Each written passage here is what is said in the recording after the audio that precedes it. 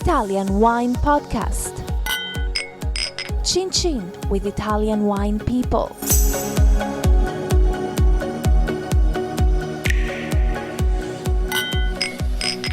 This podcast is brought to you by Native Grape Odyssey. Native Grape Odyssey is an educational project financed by the European Union to promote European wine in Canada, Japan, and Russia. Enjoy. It's from Europe. Hello, this is the Italian Wine Podcast with me, Monty. Waldin. My guest today is Tom Matthews, who is Executive Editor at the Wine Spectator. Your tasting beat, as they call it, is mainly Spain. You've been with the Spectator since 1987, when I was 4 years old. Don't rub it in. Yeah, and you were a freelancer living in Bordeaux. You were hired full-time by the magazine in 1988, and you first served in the London office, and then you were reassigned to New York. Which state are you from in the States, first of all? Well, I was born in Michigan, but didn't live there very long. I consider myself a New Yorker. I've been there since 1982. Okay, so tell me how you ended up in Bordeaux as a young kid, or a young man, I should say. I'll try to make this a shorter story. You can make it long. In 1979, I was living in Spain writing a novel and ran out of money. And a friend said, let's go to Bordeaux and pick grapes. And I said, why would we do that? He said, well, the food is great. They give you all the wine you want to drink, and the work is easy. I said, sign me up. So up we went. And a few weeks later, I realized he was right on 2 out of 3. Work was not easy. But so where were you picking grapes then? In a small family farm in Entre-deux-Mers, nothing special, but I fell in love with the whole culture of wine. The people, the place, the history, the flavors, and I decided I'm going to orient my writing more towards wine. And after a few years tending bar and trying to be an importer and trying to write, I moved back to France, again to a small village in Entre-deux-Mers to research a book about the life of wine there. So whereabouts were you in Entre-deux-Mers? You know, my journey into wine was exactly the same as yours. I was at school. I ended up in Entre-deux-Mers in Bordeaux, a small family estate, picking grapes. It's a beautiful region and great people. This was a small village called Ruche. In between Castillon and Libourne. They had a cooperative. We sort of embedded ourselves in the community. And I eventually did publish the book called A Village in the Vineyards, 1993. But in the meantime, I was freelancing, and Wine Spectator took a chance on me, and then I took a chance on them, and it's all worked out. So that was in which year, sorry? 1987, freelancing, 88 full-time. So you obviously had the advantage of being multilingual. Yes. And where did you get your writing skills from? Were you a good kid in school? Yes. But I mean, a swot? Egghead? Yes. But a popular egghead? Yes. I had it all, what can I say? And I threw it all away to go be a grape picker in Bordeaux. So when you think, you joined the Wine Spectator, everyone's going to think, glamorous life. But in those days, I imagine it's very different to what it is now in terms of the interest in wine. How have things changed for you in terms of the Wine Spectator, in terms of size or in terms of editorial content, and also your role within it? Well, I was very fortunate because the late 70s, early 80s was a pivotal time for wine in American culture. It really sort of embedded itself and took off, and the Wine Spectator was there all the way. When I joined, it was only 10 years old. It had a circulation of less than 100,000. It was still on newsprint. And Marvin Shanken, the owner, editor, publisher, had a vision that it could be a lot more than that. And through dint of hard work and some good hires, we rode the wine wave. And by 1989, I was back in New York working for Marvin in the head office, and in 1993 we turned it into a glossy lifestyle magazine, the one that you see today, and now we have 400,000 subscribers and a reach of 3 million people around the world. So I was working in London at that time, and we would stock the Wine Spectator, and I would always see two things in that. I mean, obviously I saw you, but I'm into photography. I know you are as well, your wife. So we would see photo by Sarah Matthews. Now, who is Sarah Matthews? So after the grape harvest in 1979, I went back in 1980 and was crashing with a friend in Paris, and he was invited to a birthday party. So I tagged along, and that was the 21st birthday party of Sarah Williams. And I was love at first sight for me. I pursued her. Ultimately, she agreed. And she had a very successful career as an architect and interior designer in New York, and gave it up to move to France with me and begin a career as a photographer. And she's today in Argentina finishing up a 2-week shoot down there. She's made a great career as a wine photographer. And she also does films as well, doesn't she? Mm-hmm.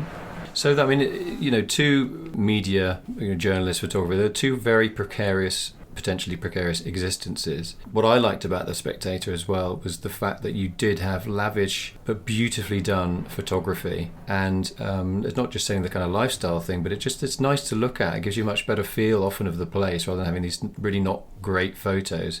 How important do you think imagery was in those early days? Well, thank you, Monty, first of all, because we put a lot of energy and money into the photography in the magazine. You can see that. It's obvious. It doesn't happen by chance. And because wine regions are beautiful, extremely beautiful, and vineyards have their exposures, their angles, their shadows, their sunlight, and the people of wine are so photogenic because they all have great character, and you can read that character in their faces. So to communicate the story of wine, you have to use pictures as well as words. So is Sarah great at getting up in the morning? There's this photography term called the magic hour, when the light is absolutely perfect early morning. Is she the early riser whilst you're just lounging in bed? You must have read her mind or heard her pitch, because she's got those vintners up at crack of dawn every day. Okay. We can't even travel together because our needs are so incompatible. No, I don't believe that. You still would.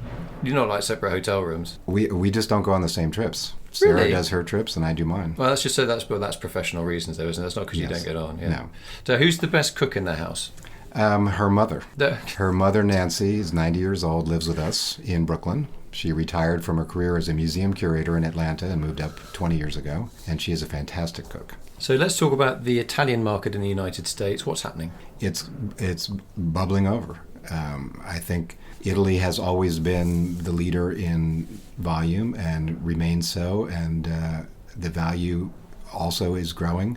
I think Americans are into discovery. They're curious. They want to try new things, and Italy is an endless source of new things for us. So, I mean, in terms of trends, I mean, is there that trend to native varieties, or is it just Italian wine in general? And are there any particular regions that you think have potential to develop? Well, we did a survey of about 1,500 of our readers through our website, winespectator.com, and we presented the findings at Opera Wine yesterday.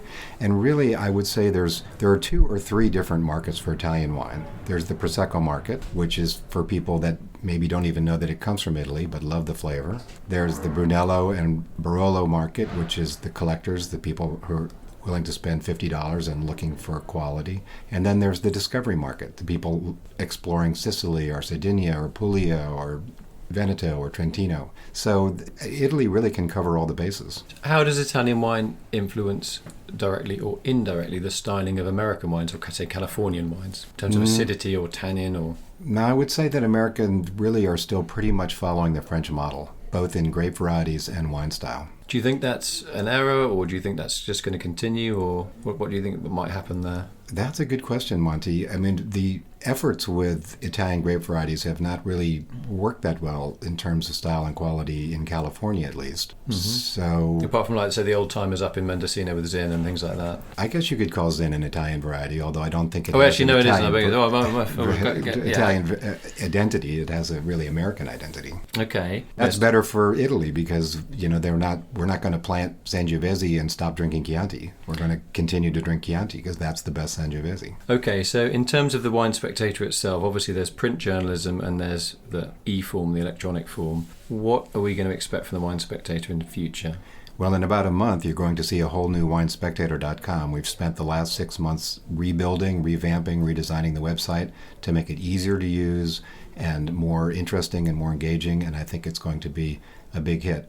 I mean, we like to say that if you took circulation as your model, paid circulation, Wine Spectator is by far the #1 wine publication, and winespectator.com is #2. Right, so how would that work? Would there be some free content to hook people in and then a subscription? Yes, the free content is most of it, really, most of the stories, the news and profiles and such, and then the pay is for the ratings. Right, okay. Now you talk about stories and storytelling. How is that developing, and what is your sort of angle with the storytelling, the human aspect behind the wine? Well, we have a weekly column called Unfiltered, which is kind of millennial focused. It looks at pop culture and how wine and spirits have infiltrated the celebrities and the youngsters. We also have a contributor named Robert Camuto, who lives here in Verona, who has a column called Going Native in Europe. And he goes to the little off the beaten path places in Italy and France mostly, and Spain, and brings back these beautiful stories of emerging vintners. So in terms of emerging trends, we can probably say it's a sort of maturing trend, is whatever we want to call it, natural wine, biodynamic, organics. How do you see that developing in terms of in the field and also in terms of your readership and your coverage of that? Well, we strongly support environmental sustainability on the part of the wine producers. And in our blind tastings, organic and, yes, biodynamic wines tend to score very well. As far as the ideology of it and the sort of militant partisanship that comes along, we don't go with that. Yeah, I don't go with that either. I know you know I'm into my organics and biodynamics, but for me it's a tool, and good viticulture is good viticulture. I think your own personal experience of having worked in vineyards, I think it's probably informed you a lot as well into all the hard work that goes into it and the possible mistakes that you can make and the effect that does have on wine styling and wine quality. And Monty, we judge our wines in blind tastings. So we don't know the producer, we don't know the price, we also don't know if it's organic or biodynamic. So we can't give pluses or minuses for any of those things. We just judge the quality in the bottle. And we think that counts more than the ideology. Final question. You got a huge responsibility on your shoulders. How do you switch off? What do you do to switch off? Can you switch off? I don't want to switch off. I like what I do. My work is my life. I'm so blessed to be part of this world of wine and all the people that work so hard to make it what it is. This is my home. What about Sarah? Can she switch off quite easily? Yes. She's a gardener. She's got a hinterland. She's got a much richer internal life than I do. I think you're underestimating yourself. I'm sure you're being very modest there. So I want to say thanks to my guest today, Thomas Matthews, Executive Editor at the Wine Spectator. It's been lovely talking to you, and wish you every success with the online version, and keep up the lovely photos. And please send my compliments to Sarah. Thank you very much. I'd love to do it. I'd love to meet Sarah, your wife, and talk photography. I'm a bit of a geek about that, so I'm sure I'll get some tips from her. Thank you so much. Really nice. Thanks a lot. It's great. A lovely interview. Thank you. Thank you. This podcast has been brought to you by Native Grape Odyssey, discovering the true essence of high-quality wine from Europe. Find out more on nativegrapeodyssey.eu. Enjoy. It's from Europe. Follow Italian Wine Podcast on Facebook and Instagram.